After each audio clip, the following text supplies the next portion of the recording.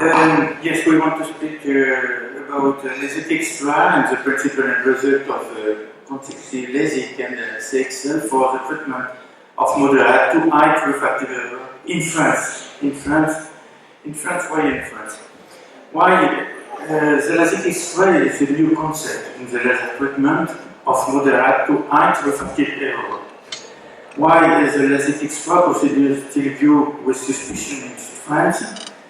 The precautionary principle to guarantee citizen safety, as we writing in the French Constitution, is a symbol of the society that gradually gives into the risk zero ideology.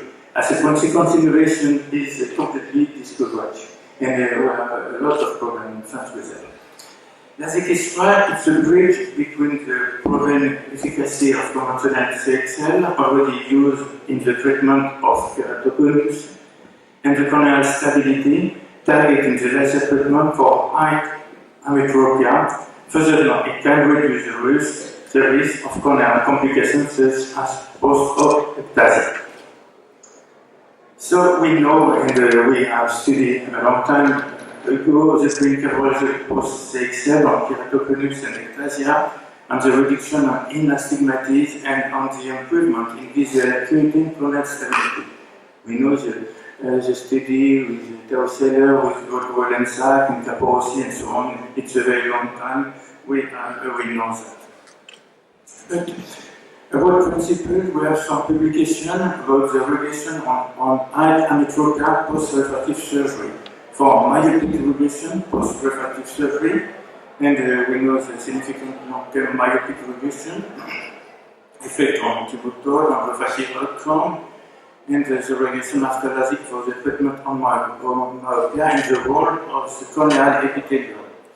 And we know too the hyperopic regression post-refractive surgery, and there are a lot of studies about that. About biomechanics, but again, another principle, this regression can be tied to a corneal weakening of 15 to 25% induced by flap creation. Professor John Marshall shows that we have corneal weakening when we have flap creation.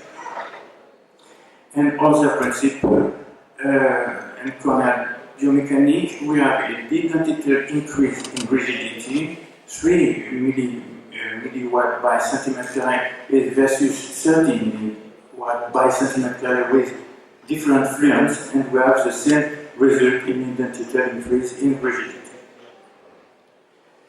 About distribution of corneal strengths, studied by Brendan Mann, we can see that we have 1 of 30 anterior cornea. It's 61% of the distribution of corneal strength. It's the most important here on the anterior cornea, and this is where Lasik Xtra is valuable.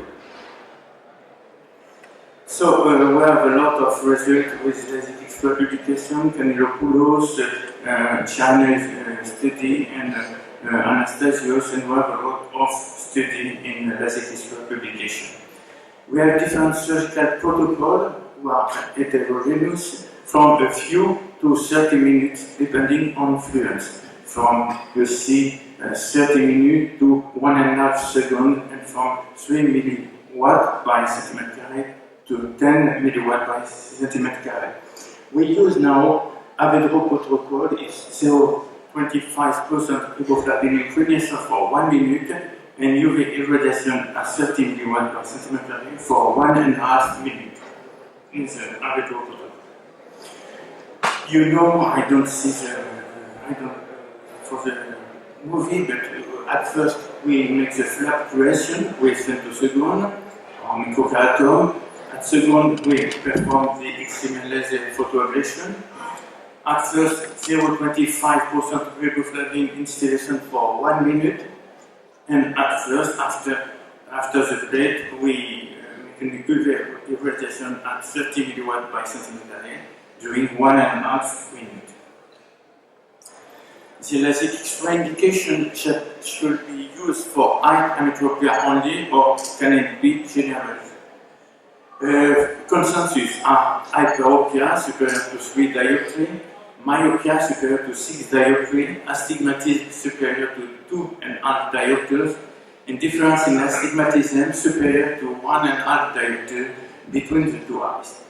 And for the other indication, it's become more and more, patients from 18 to 30, young patients, seeing pachymetry, patients with severe allergy, family history of keratoconus, recruitment for regression, thin flap evaluated with anterior OCT, and radial keratoconus. Here is the result in hyperopic patient, and Ghenassia and Anastasia shows that when we treat with corneal cross-linking in Lasik Xtra, we have no regression on the first chart, and on the second chart, we have no regression at all with hyperopic patient with cross-linking. And it's the same with the Lasik Xtra efficacy in myopic patient. We have some study, Tamayo, Tomita, Ghenassia, and Celine. And we see the similar result in both eye, or vision stable, no overcorrection, or similar result in both eyes, so no regression at all with the Lasik Xtra. Our preliminary result. We have performed a lot of patients, more than 100, but here it's only with the Avedro lamp. Only 27 with Avedro because we have not Avedro at first, but we have other lamp before. So 27 patients with CXL Avedro lamp following the recommended protocol, 60 seconds and 1.5 seconds. We have 30 cases of myopic treatment with preop evaluation of -6.5 diopters, 12 cases of hyperopic treatment with preop evaluation, and 2 cases of presbyopic patients for 4 eyes. The first result after follow from 1 year to 3 months is no aspect different from standard treatment, no added necessity reported, 1 photophobia, no immunosuppressive functional complaints, and no regression observed, but is of course followed insufficient for a definite conclusion. I want to show you this case, and what do we do in this case? I think you will perform nothing OPK plus CXL or Lasik Xtra. This girl, she is 30 years old.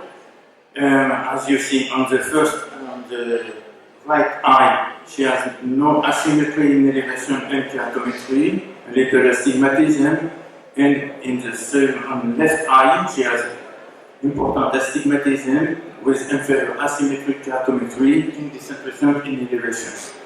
Some will do PK plus CXL, some other Lasik Xtra, some other nothing. I want to know what you do. To conclude, no change to the standard Lasik procedure is needed, no airs or line loss on the best corrected visual acuity.